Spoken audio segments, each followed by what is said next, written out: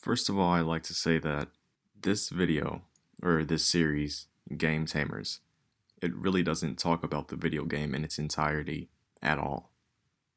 These videos are about bringing attention to specific moments in a game without actually doing a full-on review. Moments where I felt the game was unenjoyable by either an event, a design decision, or an issue. And it's also to see how others feel about these moments, and to bring to light some of these events that may be glossed over in a larger review or analysis format. I just want to talk about specific moments in detail, without giving an overall rating or idea of how I feel about the game as a whole.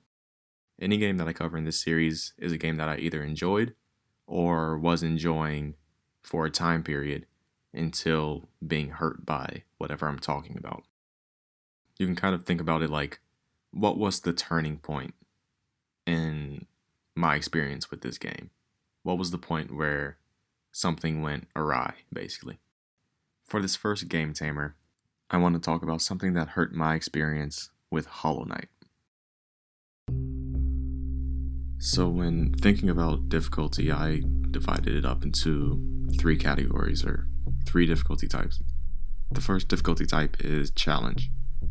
Some games build difficulty through building a challenge.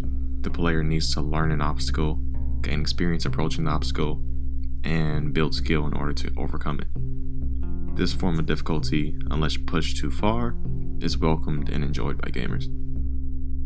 The second difficulty type is time spend. So some games build difficulty through wasting a player's time. The obstacle that must be overcome isn't particularly difficult, but the stakes of failing it are high. It might be that one mistake means that you have to redo minutes of completed area each time you mess up.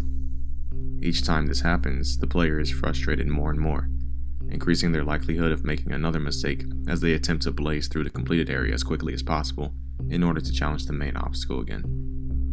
This creates a loop of frustration that doesn't just sustain itself, but actually becomes more extreme until the player either 1.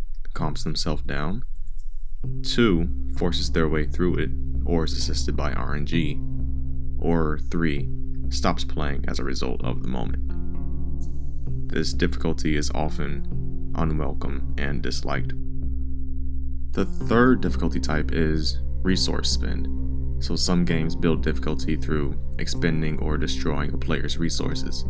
It might be their in-game currency, their number of plays, which is usually found in mobile games, and even the player's real-life money. This may lead to players having to farm, wait to continue playing later, or spend real money in order to feel like they're keeping up. In other cases, the resources are simply gone as a stake of failure, and the player's emotional reaction is tied to how much currency they've lost. This difficulty is generally not liked. It's sometimes neutrally accepted, and at other times it's despised. My problem with Hollow Knight is that it was enjoyable to me with only difficulty type 1, but its use of difficulty type 2 and 3 undermined that.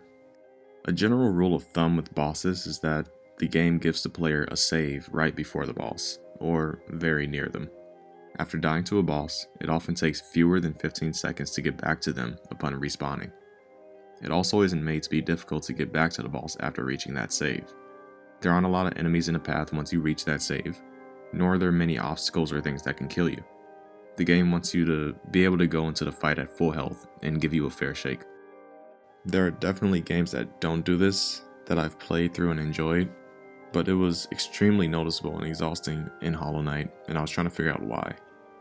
Specifically, the Mantis Lords and Soul Master bosses stick out in my mind as being particularly offensive. I was frustrated with these bosses because, 1. The amount of time it takes to get back. Each time I went back to the boss, it took me somewhere between 1.5 to 2 minutes. And 2, and this is especially true with the trek back to Soul Master, but it was easy for me to get hit on the way back to the boss. So I tried to assign some of these difficulty types to these issues.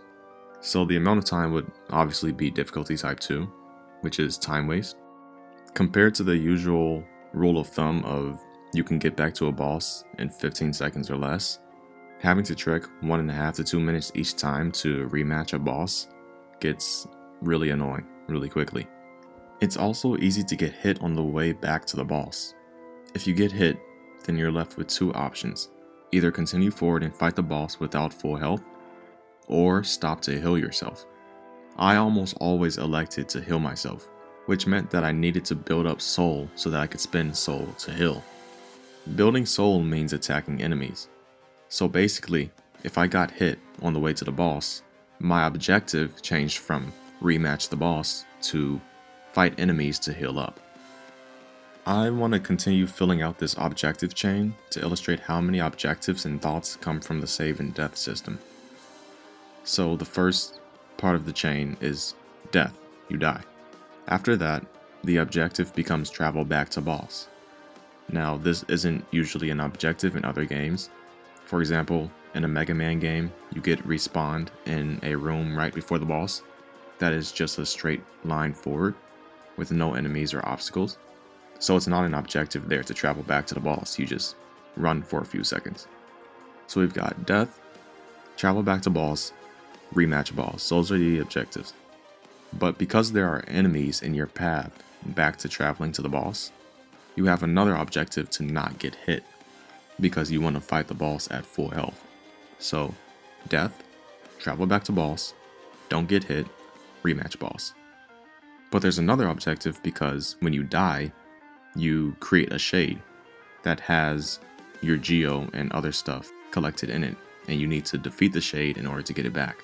So once I get to the boss room, I'm thinking first to defeat the shade and then to prioritize fighting the boss, because I want to get my stuff back. I don't want to risk dying and losing it permanently. So death, travel, don't get hit, defeat shade, and then finally rematch boss.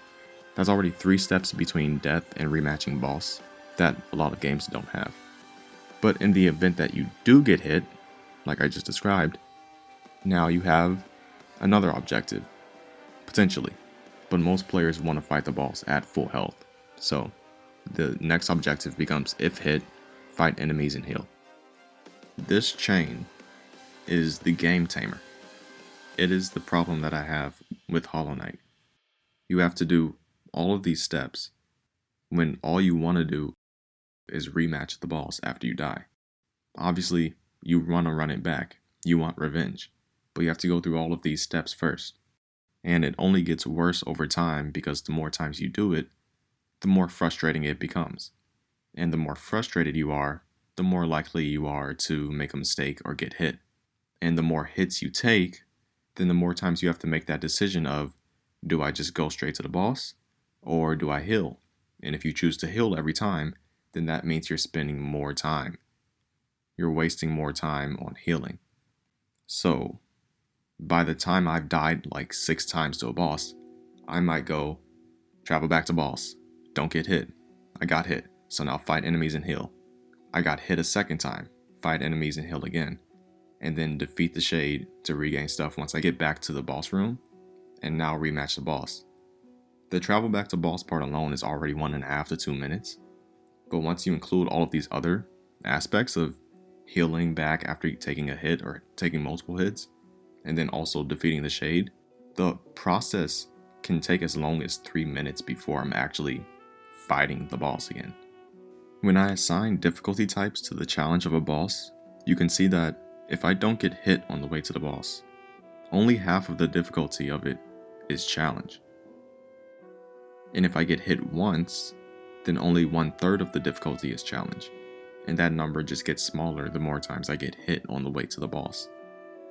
I enjoyed the game enough to get past both of these bosses, though the instances of them and other bosses and other moments in the game eventually led me to stop playing. But I think it's just kind of a shame because the game itself is already fairly difficult when it comes to challenge alone. Like, even if it didn't have time waster, resource spend, it would still be a fairly difficult game. So I feel that these other kinds of difficulty undermine the challenge of it. I truly feel that if there were just more save points, I would probably still be playing Hollow Knight. Or I finished it. Because the primary issue here is the lack of save points. You can go pretty long distances without any. If there were more save points spread throughout the world, and specifically save points made to be pretty close to the boss, such that you could get to the boss in less than 15 seconds, it would reduce the strain of these other difficulties that aren't challenge. There's too much punishment in a game that already has a good amount of challenge. If I have a save point right before the boss, none of this happens. And maybe the game could have benefited from some collectible means of healing rather than only being able to heal through the use of soul. It would be nice for there to be some sort of healing collectible just lying on the ground that I could pick up that is still en route to the boss, so that I don't have to stop and fight enemies in order to heal.